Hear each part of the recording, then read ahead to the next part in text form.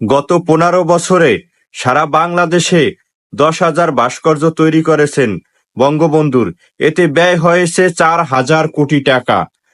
আমার প্রশ্ন হলো, এই টাকা কি তোমার বাবার টাকা নাকি তোমার টাকা ছিল? তুমি তো এই বাংলাদেশের কৃষক, শ্রমিক, খেটে খাওয়া মানুষের 4,000 কোটি টাকাই ব্যয় করেছো তোমার বাবার ভাস্কর্যর পিছনে। আর দেশনেত্রী বেগম খালেদা জিয়ার নামে মিথ্যা মামলা দিয়ে 3 কোটি টাকার বিনিময়ে 3 কোটি টাকার মিথ্যা মামলা দিয়ে তুমি বছরের পরে বছর তুমি তাকে জেল খাটিয়েছো। তুমি ভেবেছো এই অপকর্ম করে এবং দেশের হাজার লক্ষ কোটি টাকা পাচার করে তুমি ভারত গিয়ে পালিয়ে বেঁচে গেছো? না, তুমি বেঁচে থাকতে পারবে না। তোমাকে আমরা যে কোনো বিনিময়ে, যে কোনো মূল্যে এই বাংলাদেশে ফিরিয়ে আনবো। ফিরিয়ে এনে হাজার হাজার লক্ষ কোটি টাকা তুমি যে দুর্নীতি করে পাচার করেছো, সেই টাকার তোমার হিসাব দিতে হবে। এবং সারা বাংলাদেশে 10,000 ভাস্কর্য তোমার বাবার তৈরি করেছো।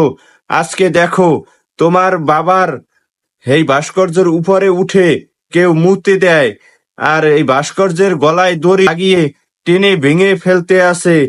তাতে কি তুমি খুব বড় কাজ করেছো? এই দেশের আলেম ওলামারা পদ্মা সেতু যখন তুমি তৈরি করেছো, তখন এই পদ্মা সেতু উদ্বোধনের আগে যাত্রাবাড়ি, দোলাইপাড়ে বিশাল ভাস্কর্যের পরিকল্পনা তুমি করেছিলে। সেখানে বাংলাদেশের আলেম ওলামারা সেই ভাস্কর্য তৈরি করতে না পারো, তারা বাধা দিয়েছিল। আজকে যদি সেই ভাস্কর্য তৈরি করতা, তাহলে সেই ভাস্কর্যের মাথার উপরে উঠেও কেউ মুতে দিত, গলায় দড়ি দিয়ে সেই ভাস্কর্য ভেঙে ফেলতো। আলেম ওলামারা তোমাকে বলেছিল, মৃত্যু ব্যক্তির নামে যদি ভাস্কর্য তৈরি করা হয়, তার কবরে আযাব হয়। তুমি সেটা বুঝতে পারলে না, ইসলামের কথা চিন্তা করলে না, আলেম ওলামার কথা শুনলে না। তুমি তাদের বিরুদ্ধে যুদ্ধ ঘোষণা করলে, তোমার পেটোয়া পুলিশ বাহিনীকে তুমি লিলিয়ে দিলে তাদের বিরুদ্ধে, তাদের বুকে গুলি চালিয়ে দিলে, তুমি তাদের রক্ত ঝরালে রাজপথে। এটা তুমি ঠিক করনি। আজকে তুমি সারা বাংলাদেশে 10,000 ভাস্কর্য তৈরি করেছো, তার বিনিময়ে তুমি কি ফল পেয়েছো? তুমি দেখেছো হয়তো, তোমার বাবার ভাস্কর্যের মাথার উপরে উঠে কেউ মুতে দিছে, কেউ হাগু করে দিছে, তারপর তো গলায় দড়ি দিয়ে তারপর টেনে ভেঙে ফেলছে, এবং শেষ পর্যন্ত তোমার ওই বাবার ভাস্কর্যের গলায় সেরা জুতার মালা পরিয়ে দিয়েছে। তুমি আলেম ওলামাদের বিরুদ্ধে দাঁড়িয়েছো, আলেম ওলামাদের কথা শোনোনি। আজকে তার কি ফল পেয়েছো তুমি নিজে দেখেছো। তুমি ভেবেছো ভারতে পালিয়ে গিয়ে তুমি বেঁচে গেছো। না, তোমাকে ভারত সরকার বছরের পর বছর, যুগের পর যুগ তিনি রাখবেন না। তিনি কোনো এক সময় তোমাকে বাংলাদেশে পাঠিয়ে দিবে। কারণ তুমি যে অন্যায় অত্যাচার করেছো নিরীহ মানুষের, সাধারণ খেটে খাওয়া মানুষের উপরে যে অন্যায় অত্যাচার করেছো, বাংলাদেশের কৃষক, শ্রমিক, দিনমজুরের টাকা দিয়ে তুমি এই সাধারণ জনগণের টাকা তুমি লুটপাট করেছো। তোমার এমপি মন্ত্রীরা লুটপাট করেছে। তুমি দেশের অর্থনীতির 12টা বাজিয়ে দিয়েছো।